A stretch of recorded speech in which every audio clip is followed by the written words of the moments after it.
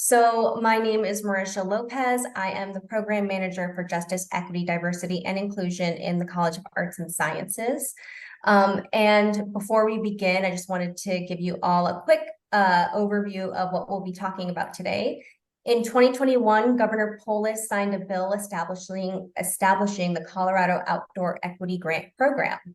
The purpose of the COEGP is to increase access and opportunity for underserved youth and their families to experience Colorado's open spaces, state parks, public lands, and other outdoor areas. This panel discussion will explore why making Colorado's outdoor areas more equitable is so important. And this panel is sponsored by the Office for Justice, Equity, Diversity, and Inclusion and College of Arts and Sciences Be Well. And I'd like to encourage all participants to feel free to use the chat to ask questions or just engage with what panelists or our moderator are saying throughout the discussion. And before we begin, is Lila here? I don't think I saw her log in. That's okay. I will go ahead. And so before we get started, I just wanted to guide us through a land acknowledgement. We invite you to take a moment to reflect on your relationship to this land of Boulder and relationship to local Indigenous communities as we are guided by the university's land acknowledgement. The University of Colorado Boulder honors and recognizes the many contributions of Indigenous peoples in our state and in stewardship to land before the establishment of the state into this present moment. CU Boulder humbly acknowledges that it is located on the traditional and current homelands of the Cheyenne, Arapaho, Ute, and many other Native nations and communities. The violent forced removal of Native people from these territories has caused devastating and lasting impacts. These histories have brought us to the present moment wherein the University of Colorado Boulder is determined to commit to improving and enhancing relationships with Indigenous communities and issues locally and globally. We will do this by recognizing and amplifying the voices of Indigenous CU Boulder students, staff, and faculty, educating, conducting research, supporting student success, and integrating Indigenous knowledge, and finally, consulting, engaging, and working collaboratively with Native communities to enhance our ability to provide access and culturally sensitive support, and to recruit, retain, and graduate Native students. And I will just drop a couple of links in the chat right now, resources if you would like to explore this issue further. And now I will hand it over to Erin. Good morning and welcome everyone. My name is Erin Cunningham Ritter and I represent the College of Arts and Sciences Be Well program. It's a real honor to co-host this session and to welcome all of our participants, our panelists, and our moderators to this event. And it's my honor to introduce today's moderator for the panel, Parker McMullen Bushman. I'd like to share a little bit about her background. Her pronouns are she and they. And she is a dynamic speaker and facilitator who engages organizations in new thinking around what it means to be a diversity change agent and also create dynamic organizational change. Parker's background in the marine science, conservation, environmental education, and outdoor recreation fields spans over 24 years. Parker is passionate about equity and inclusion in the environmental movement and outdoor spaces. Her interest in justice, accessibility, and equity issues developed from their personal experiences facing the unequal representation of people of color in nonprofits and environmental organizations. Parker tackles these complex issues by addressing them through head-on activism and education. For 9 years, Parker has worked with organizations to catalyze action to build culturally diverse and culturally competent organizations that are representative of the populations that they seek to reach and serve. I'm going to put Parker's website in the chat so you can learn a little bit more about who she is and her work. And like I said, it's my great honor to turn things over to our moderator. Parker, take things away. Thank you so much. I am so honored and excited to be your moderator for this critical conversation. In a time where connectivity to the natural world has never been more crucial for our physical and mental health and well-being, we're finding ourselves confronting a lot of pressing issues like unequal access to the outdoors. And as we delve into this subject, I think it's important. We're going to be exploring how marginalized communities are disproportionately affected by that lack of access to these spaces, and how this imbalance contributes to kind of broader social, economic, health disparities, so on and so forth. Throughout our discussion, our panel of distinguished experts, which I'm about to introduce, are going to shed light on this multifaceted dimensions of these challenges and the benefits of the Colorado Outdoor Equity Grant Program. Our esteemed panelists bring a wealth of knowledge and experience from various disciplines. They'll share their insights and real-world examples and highlight the systemic factors that perpetuate this imbalance and solutions that can bridge the gap. And so without further ado, our panelists are, we have Jared Bynum, who is a policy co-chair of the Next 100 Colorado Coalition. We have Sandra Douglas, who is a community connector, works with the My Outdoors Colorado Coalition, and is an outdoor equity grant recipient. We have Maggie Lomelli, who is a community connector, also involved with My Outdoors Colorado and another outdoor equity grant recipient. We also have Brian Revelis, who is the co-chair of the Outdoor Equity Grant Board and works with Colorado Parks and Wildlife. So I want to welcome all of our panelists, and I'm so excited to be having this discussion with you all today.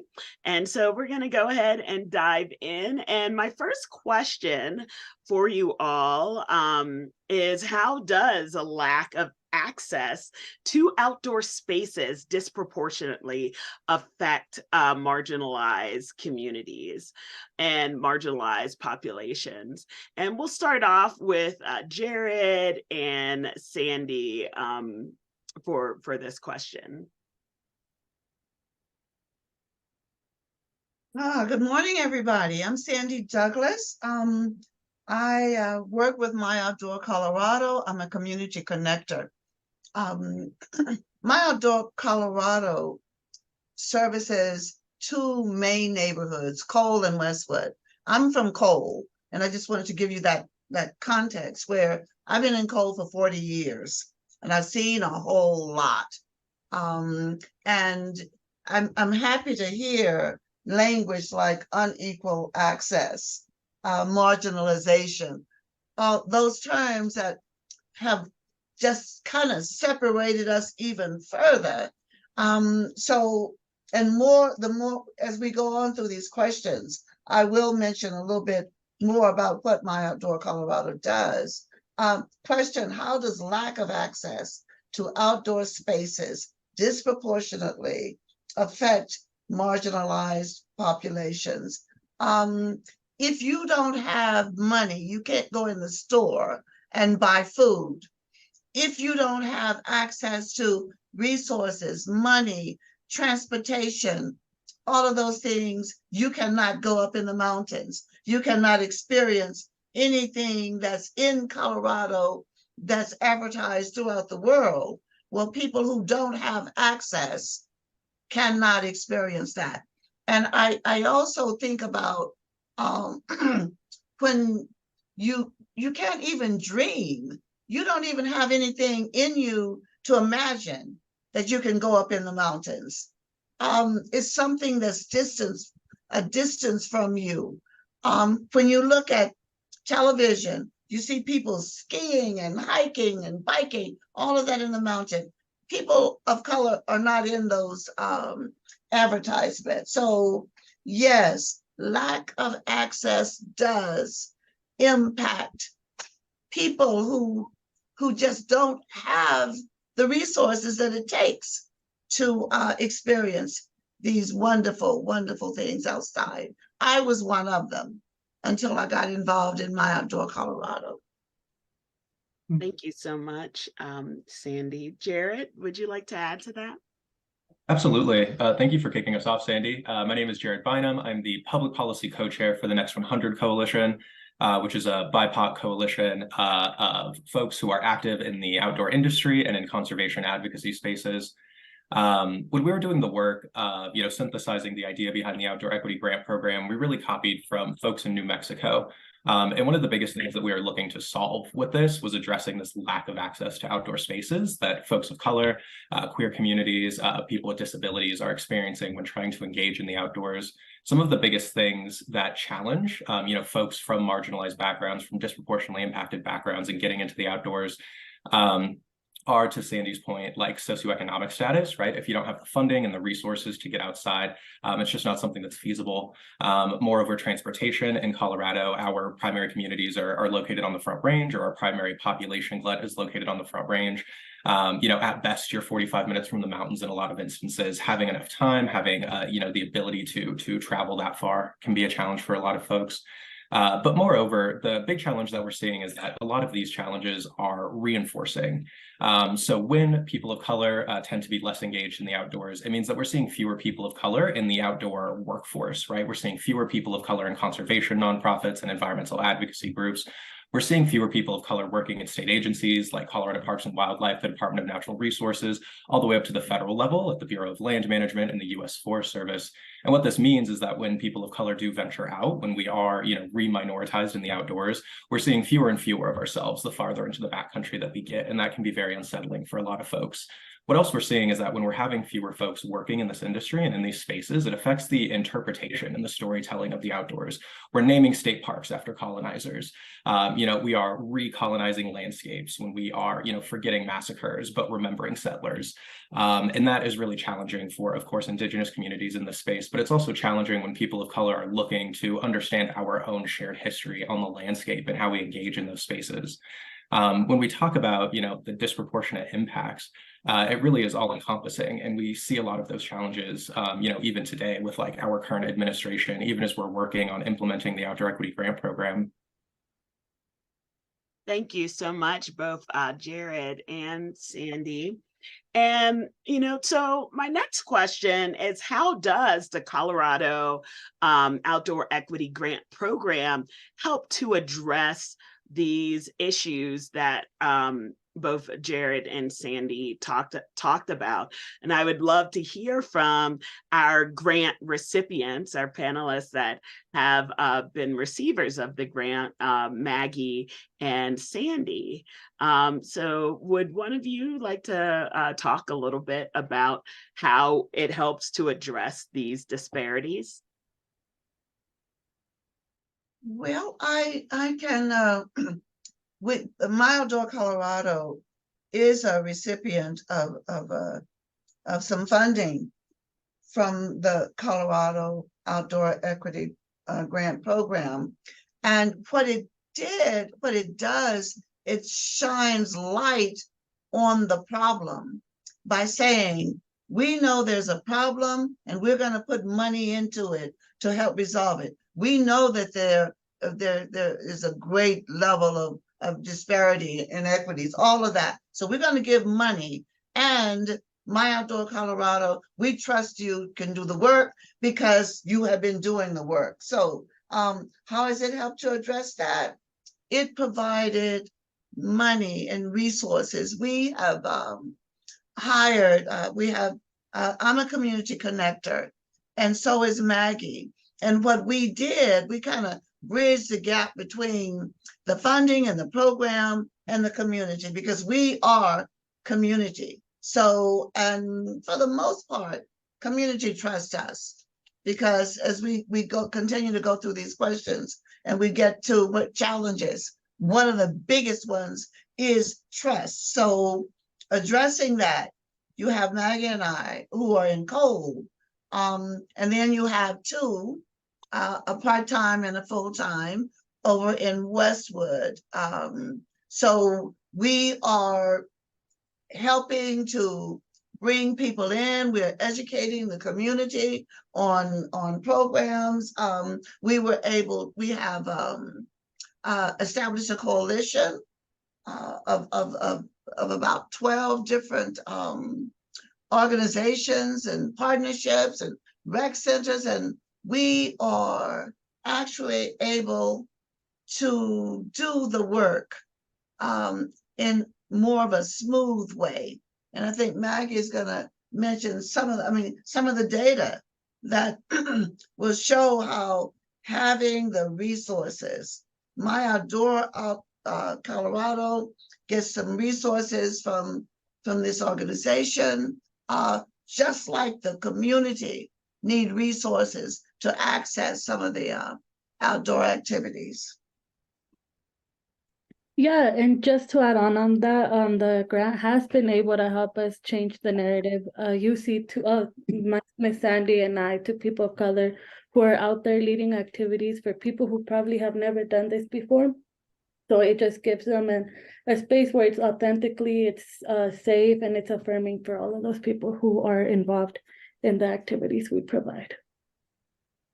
And that's so important, right? That's something that I really love about the Outdoor Equity Grant, that it is working to get money into the hands of the people who are affected by the issue, and supporting and leading initiatives that are led by folks who are most affected and working within communities that are highly impacted. And so just hearing y'all talk about, how this helps you to support those in your community, and that you all have that level of trust because you are a part of the community, right? I think is so important in this work, and something that I want to see done in more grant making, right? That trust of community. All right, so our next question is, how have you seen the Outdoor Equity Grant contribute to improved mental health outcomes for marginalized populations? And I'd like to pass this over to Brian, who is the chair of the grant board. Hola, buenos días. I hope everyone's having a wonderful day in your respective areas of the state. I am one of the board members for the Outdoor Equity Grant Program, and I hold one of the youth seats as well. So how have we seen improved mental health outcomes? So just generally, we know that being outside reduces stress levels for different populations, increasing recess time and having more connection to nature. And I'd just like to highlight a few grant recipients who have noted this in their reports that they've sent in. So the Cycle Effect, which is an organization that focuses around empowering young women who are school-aged by mountain biking out on the Western Slope in the mountains, reports that 75% of their participants said that they've been able to manage their stress by being outside. And 75% have also reported an increase in self-esteem and confidence. And Fortaleza en Naturaleza, Fortitude in Nature, reported that they felt safer through the funding that they received when they were able to go to Rocky Mountain National Park, as they were able to meet park rangers and they felt more comfortable in their environment. And as people go outside, it's important that you see people who look just like you, have the same experiences, so that you feel welcome and can just convive with them. And through the equity program, we make sure that we're not really implementing the success measures for each program. Each community sets their own success measures because they know what is best for them. We're not coming in saying that we want to see X outcome, very specific. Every community knows what's best for them. So being outside for each community means different things. For some, it may be just going outside and having a picnic at the park right across the street, or it might be going outside and mountain biking, biking in the streets, or coming up to the mountains to play. So we are really empowering communities to let them do their own work and report their own success measures because they know what's best for them. As we don't, it's a very broad state with many different experiences. So letting everyone do their own thing because they know what's best for them just empowers their mental health. And the grant is also specific to minority and marginalized populations. So through that, we're really reaching a group that has been kind of not well represented in the outdoor industry for a long time. And we're happy to be able to contribute to the change that you're seeing outside with people who look like you or people who have different experiences who aren't legacy outdoor recreationalists who maybe grew up on a ski slope and are majority white. So we're really letting communities dictate what works best for them because we definitely aren't the ones who hold all that expertise. Community members know what's best for them through the experiences that they've had. Thank you so much for sharing that. And it is so important. Like, I know that there were a lot of conversations, especially during COVID, about folks being able to get outside, the benefit of the mental health benefit. And we've long known that mental health benefit, but during a time when we were stuck at home and people didn't have access, people who didn't have access still didn't have access to the outdoors, it became more apparent, right, that there was this lacking. And it's so important because of all of the benefits that we receive, not only physical benefits, but that ability to connect with nature really does something to us on just a atomic level, I feel like, as humans and as a part of this, being a part of this world. And so getting people out into those spaces is so important. So my next question, like this, the grant and these things are so helpful as we move forward, but it's not without challenges to create this sort of thing, to create programs, to get people outside, to identify what the challenges or conflicts might be as we work toward this outdoor equity. And so my next question is, have any challenges or conflicts risen while working towards outdoor equity? And how were you able to handle those challenges, navigate those challenges in the work that you were doing? And I'm going to pass this back over to Jared and Sandy. Thank you, Parker. And yeah, without going like too long at length, I have a list of challenges, longer than my arm. But I think the main thing that we're confronted with is the fact that like these inequities are systemic, right? They're very real. The reason that there's such a focus on outdoor equity, the reason that so many conservation organizations and in so many of these spaces have been looking towards being more inclusive of communities of color as we move into the future of outdoor recreation and lands conservation, is because our groups have been historically underrepresented. But what that means is that we're living in a system that is structurally, ignorant to our needs. We're living in a system that is structurally designed so as to prevent our meaningful participation. And even just advocating for something like the Outdoor Equity Grant Program, brought forward a bunch of challenges. We're in committee, negotiating with folks who don't believe that racism is real, and they get to vote on whether or not this policy passes. As we're engaging with decision makers at the state level and state agencies, we're confronted with the fact that it turns out certain leaders actually espouse racist beliefs.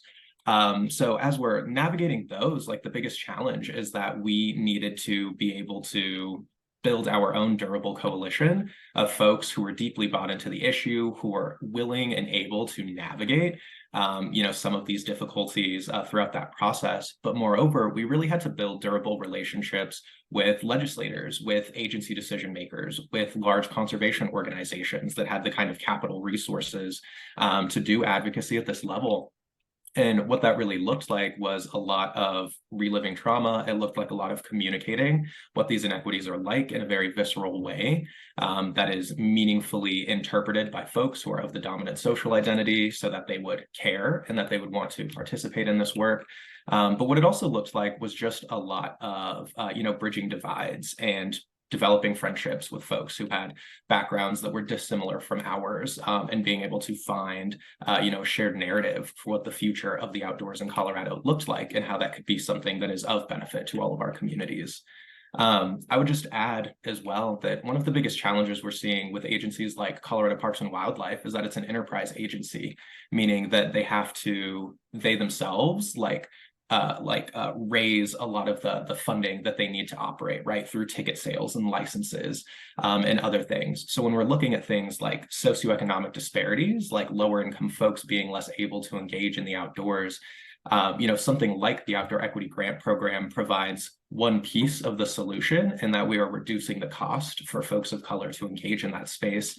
But there is a structural deficiency in the fact that in order for CPW to operate, they need to raise funding from folks who participate in that space. And that is inherently inequitable in that it does prevent lower income folks from being able to meaningfully participate. When we're looking at overcoming challenges like that, we're still trying to have conversations around what does equity in outdoor funding look like? What does equity in conservation and natural resources protection look like? And I don't have a good story as to how we've kind of gotten over that hump. But I'd be curious to hear more from your perspective, Sandy.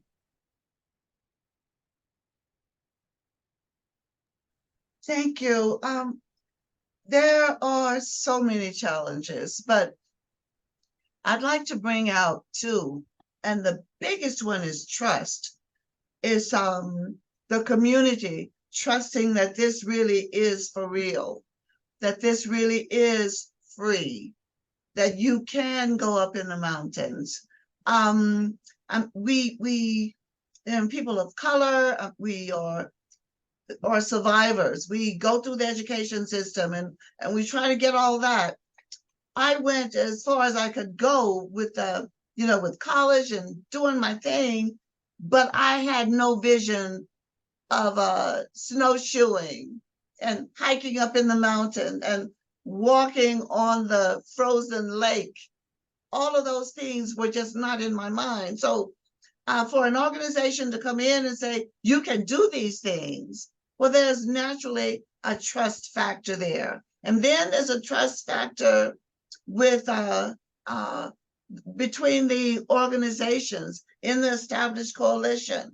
Some organizations get more money than others, and some are more powerful in the community than others. So that's an issue of trust. Getting enough resources and not having to spend so much time on grant writing. Another big deal. Getting the cooperation from organizations that do not have a focus of outdoors. And they are more concentrating on what it is they do, whatever that is. So that there's a disconnect there. So it's just overall trust. And how are we dealing with it? We're trying to change the whole narrative. We brought in the 12 organizations, excuse me, that are that make up our coalition. All of us focusing on getting people in outdoors in Colorado. We meet regularly, and it took time to even get that relationship established. And as Jared mentioned, it is about relationships. So we had to work with each other, which is lots of time taken from getting people up in the mountain, but we had to work hard to get those relationships established, to change the whole narrative throughout the community. Like, yes, having teachers now saying, yes, we'd like to participate in the hiking trip. We just went on a kayak trip. And it's like, yes, I want my children a part of that. They trust us now, and we know we can go to them. And it makes this whole family, getting outdoors makes us kind of like a family. I asked a group of children a couple of weeks ago, of people, adults as well, what do you get out of some of the programs we've been doing? They say stuff that we don't even, I feel safe. How do you feel safe going up in the mountains? But I feel safe. I feel like I left all those problems down the hill. I feel excited. I feel happy. I feel peaceful. All of those things are coming from are actually head on facing the issue of these challenges head on. And that's what we are actually trying to do each day. I named the trust issue and the resource issue, but each day we run into some kind of challenge that we have to be confronted with, and we do, because the whole thing is so important to us. Thank you so much, Sandy, and Jarrett as well, because you brought up some, history and where we are currently, which I think a lot of people don't have an understanding about. I often get asked, because I work with mainly conservation-based orgs around diversity, equity, and inclusion issues. What do you mean that we have these disparities in the outdoors, or that people are experiencing these things like the outdoors aren't racist? Like trees aren't racist. What do you mean by this? Yeah. And we have a history that a lot of people don't know and don't understand that has led to the current systems that we have today. When people don't know about folks like Madison Grant, who was considered to be, one of the fathers of the conservation movement, but also wrote The Passing of the Great Race, which was a book that Hitler lauded as one of his guidelines for, the genocide that he did. When we think about the fact that Jim Crow laws were in effect until 1965, which meant that Black people didn't have access to a lot of these outdoor spaces. We're not allowed to go to these spaces. That was my father's generation, who was born in 1950, right? And so no wonder he never took me to a national park, because he didn't have that experience. So that contributes to the ongoing issues and conflicts and challenges that we have. But what I want to talk about now is, what impact has the Colorado Outdoor Equity Grant Program funding had on solving some of these? What impact has the funding had on communities? And what do we see? How does it contribute to breaking down those systems? And we're going to go back to Sandy and Maggie. Yeah, thank you for that. For us, it's given us the opportunity to expand and strengthen our community leadership team. For Westwood and Cole, it's allowed us to have 2 community connectors, 1 part-time and 1 full-time. In turn, it's allowed us to double the amount of experiences we've been able to offer the community. For example, between December and May of last year, we only offered a total of 16 trips, programs, and meetings. When we added those new connectors in the same time period between December and May, we offered around 37 experiences to the community. But what type of experiences do we offer? We do everything: kayaking, snowshoeing, hiking, rock climbing, ice skating, and camping. We also know that we allow the community to have a big voice in what they want to participate in. So in May, we launched a survey asking them what type of experiences they would like to see during the fall. And that allowed us to plan activities like the kayaking, like the rock climbing, to reflect what the community wanted.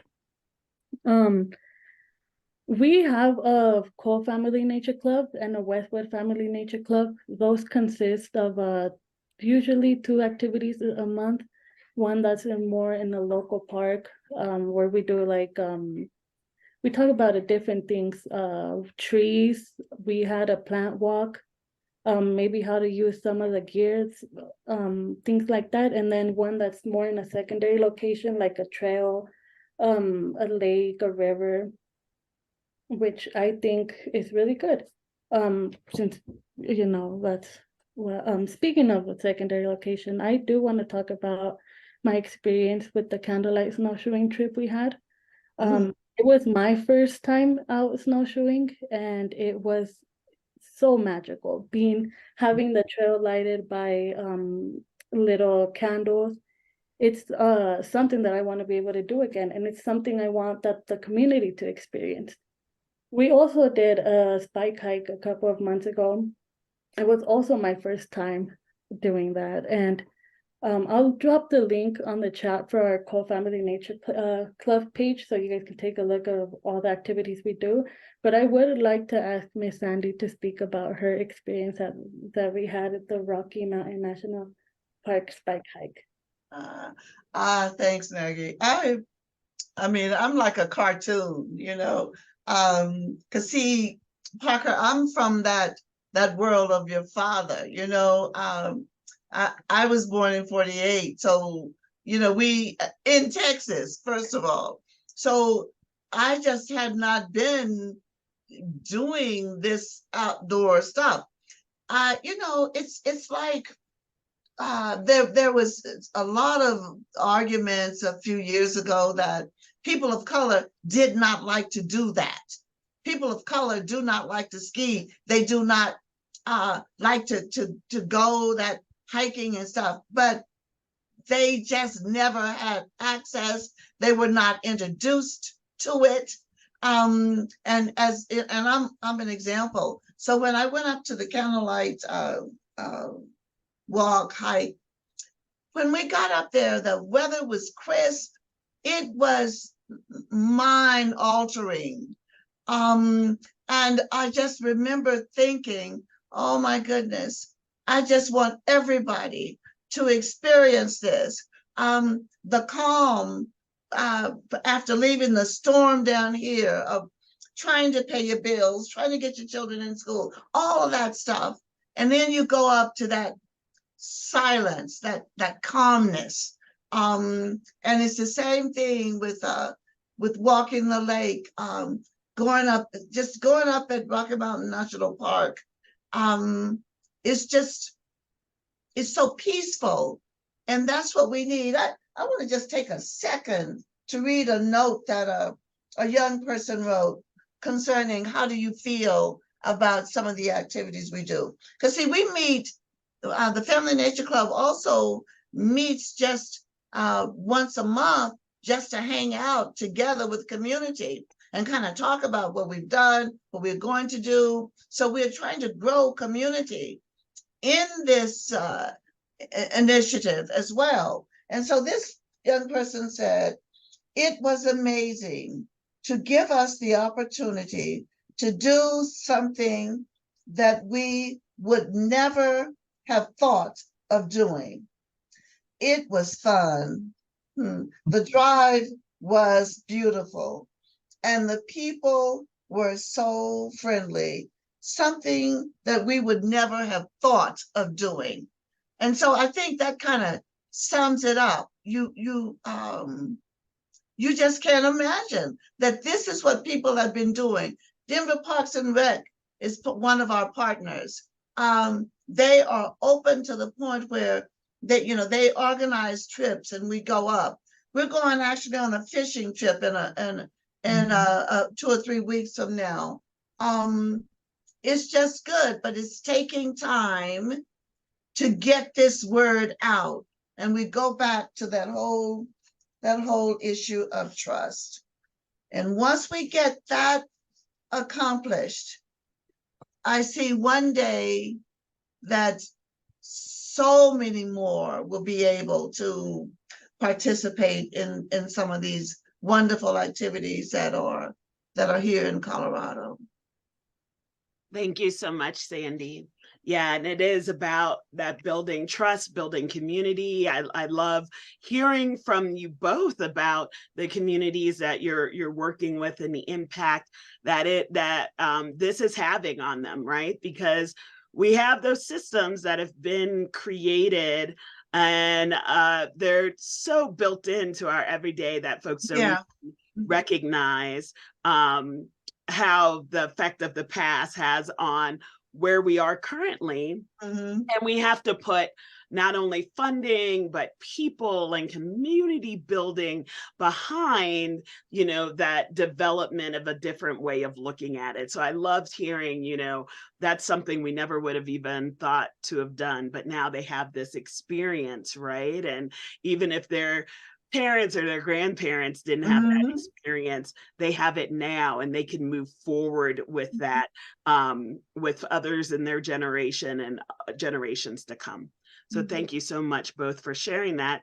So our next question is about the grant proposal, right? And it's open now. If you folks didn't know, I'm assuming that you knew, and that's why you're here today.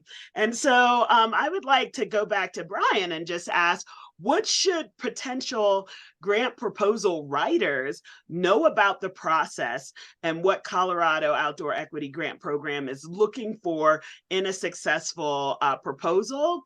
And if you could tell us a little bit more about what the process is like for applying for this grant.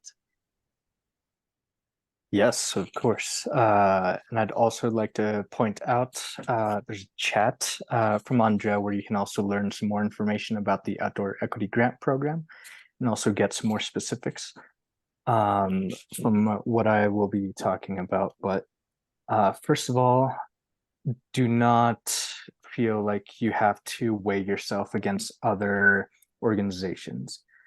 We have a very highly competitive process throughout the state where we have large entities that are applying as well as newly formed organizations. And within the legislation, eligible entities that can apply range from nonprofits to governmental organizations to businesses to public education systems. So we have a wide variety of different applicants that have come to us these last few cycles. And one of the biggest things, just like I mentioned, is don't measure yourself against everyone else. We are not looking for the specific arrangement of syntax that makes yours look well formed against someone else. We recognize that experiences vary in this field. In order to create an equitable field for individuals to apply, we've made the application process as simple as possible and welcoming for everyone so that everyone has an equal chance of obtaining funding when measured against all the other applicants. So this year, we have settled on our final kind of timeline for a grant cycle. Every fall, beginning in late summer, going into fall, from August to September, the grant cycle will open. And this year, the grant cycle closes at 5 p.m. on September 29th. And please share with any organization that you may know who may be interested in applying, or you yourself who may own a business or be a part of an organization or group that would like to receive funding. Please share that with everyone. And eligible expenses include salaries, transportation, food, costs for like prizes and awards and support for volunteers, transportation.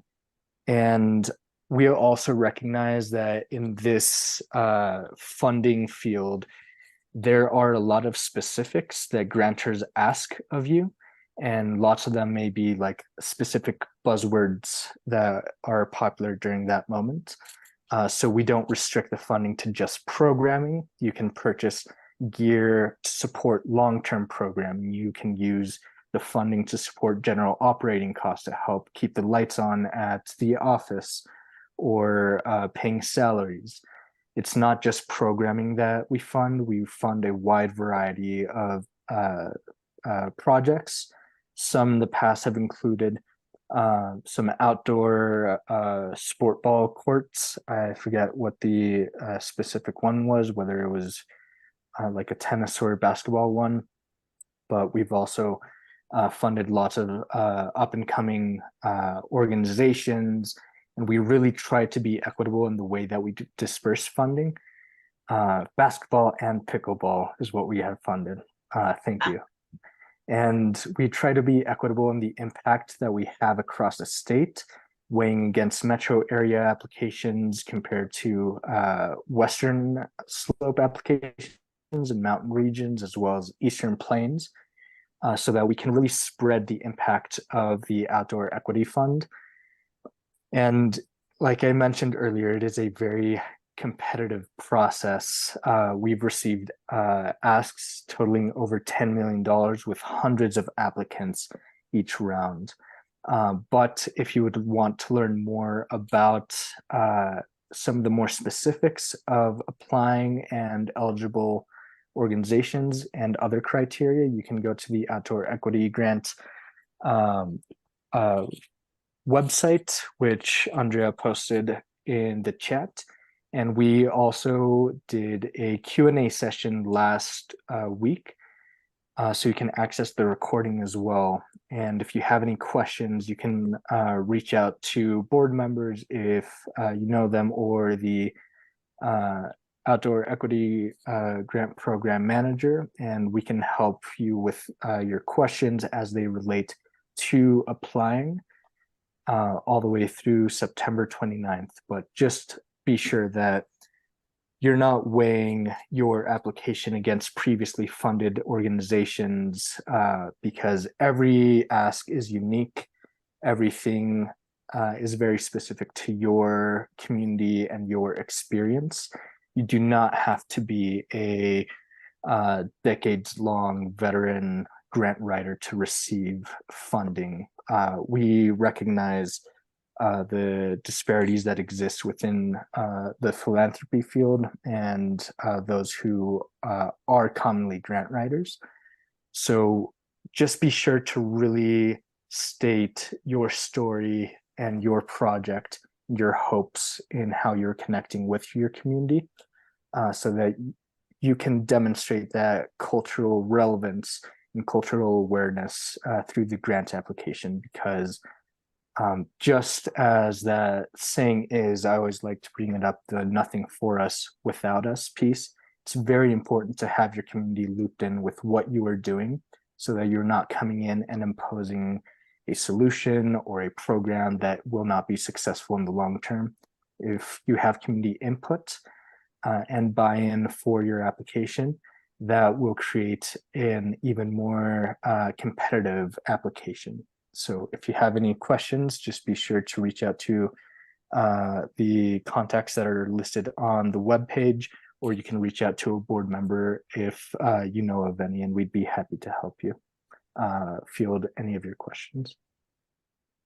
Excellent. And thank you so much. I want to thank all of our panelists for being willing to share your experiences and your expertise and give a little more insight into the Outdoor Equity Grant Program that we have. It was so wonderful hearing from all of you. And I know the audience must have questions too. So I want to go ahead and turn it over for general questions.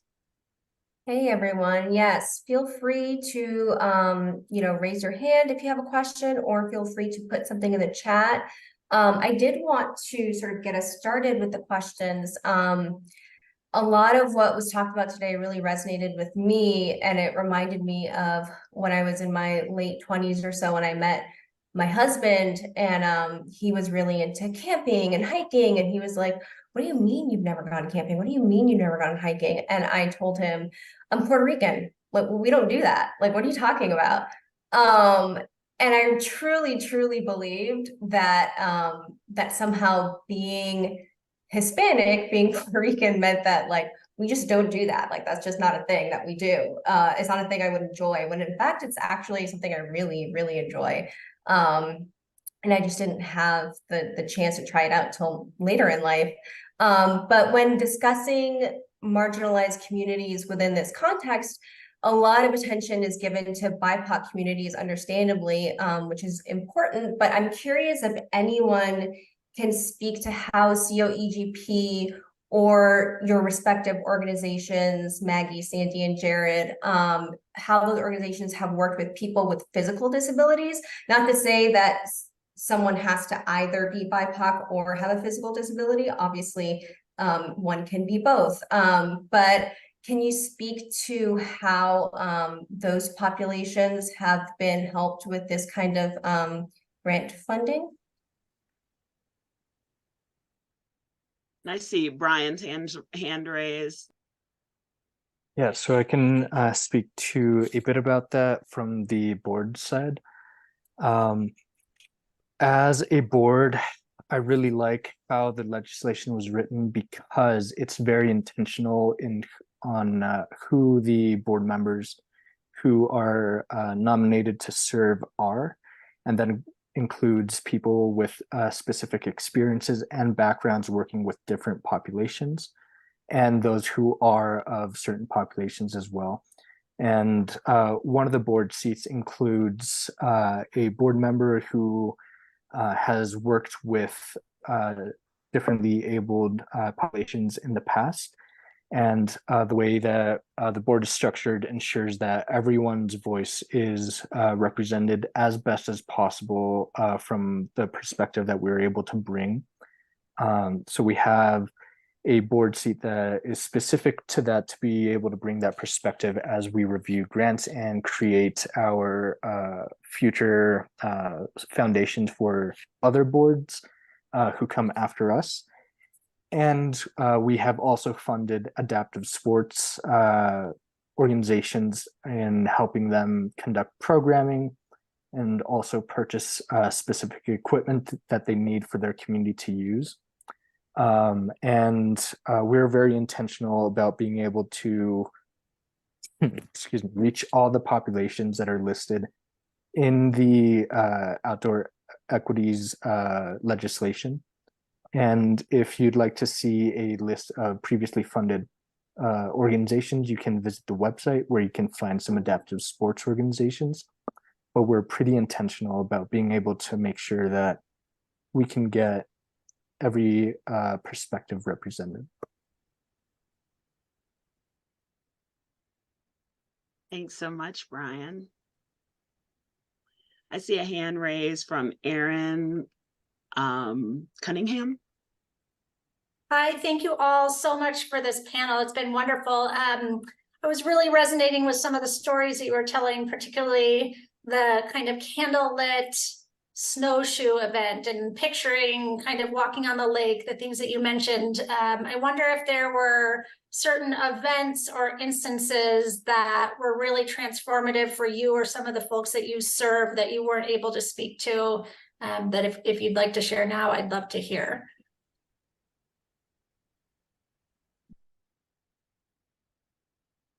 You know, I'd like to just, this is Sandy Douglas. Personally, when I went up for the candlelight and the snowshoeing and walking across the lake, and the fear, because I had never done it before. So, and they all kept telling me, you can do it. And everybody, the joy of this work is that you don't have the people on the bus saying that I know everything, except those that are there designed just for that. Everybody is helping everybody. So they made sure I had not too long ago had knee surgery. So I was in a sense handicapped. So they helped me, they slowed down, they had people drop back and kind of watch after me. But when I was walking across the lake, I looked out at first and I was just totally overwhelmed.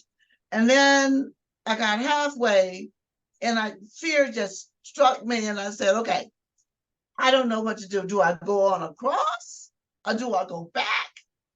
And I decided, and the guide said, come on, you can do it. They coaxed me along, and I was able to get across. The feeling, the sense of accomplishment, I can't even tell you. I love the intentionality. You have to be intentional for everybody. Yeah. Whatever the situation, if it's age, if it's a different kind of handicap, you have to be intentional about drawing people in. We have had people, millions of dollars come into this neighborhood that have been squandered off, and the intention never did happen. People said, well, they didn't want to do it. They didn't want to participate. They spent all the money and they were gone. What I love about this, with that intentional thing, you guys just keep on trying. You just keep on tweaking. You just keep on reaching out to people like me. And the only way we can solve an issue like I had of that fear is just to do it. And when I reach out to people, I'm telling my own story. So I just wanted to say that. Thank you so much, Sandy. That's excellent. I see one more hand, Gavin. Hi, so Brian and I had the privilege of growing up with one another in rural Colorado, and now that I'm no longer out there, I sort of feel like we grew up in a really special place, that we had the ability to literally walk outside our back door and we're in the outdoors. And one of the things that I think about now that I'm an employee at CU is how can we as an institution of higher education foster outdoor engagement for our students who come from diverse backgrounds. Thank you guys for all of your thoughts. Thank you so much, Gavin, for that question, and it will be our last.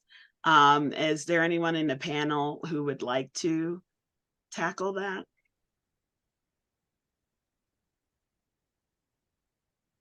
I can talk about a piece of that from the board's perspective, and then would love if someone else could jump in from your experiences. But the Outdoor Equity Board functions with terms and limited terms, which allow people to cycle in and out of the board. And this year we're actually going to be opening up some applications for new board seats, which include youth positions and those who have served in the outdoor industry or have experience with community and such.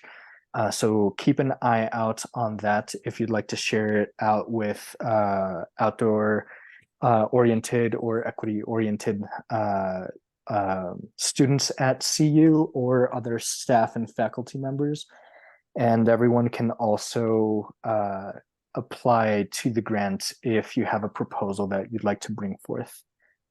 But if someone would like to give their perspective on that from their experience. Thank you so much, Brian. And we have hit overtime. I want to thank all of you so much for being with us today and being a part of this really important conversation. You know, bringing equity to the outdoors is so important. And there's going to be, thank you for joining. There's going to be an email going out with a survey and talking about upcoming events for you to keep an eye out for. So please, continue to be a part of this conversation, provide feedback, partner with different organizations. We're so excited that you all were here today, and thank you very much.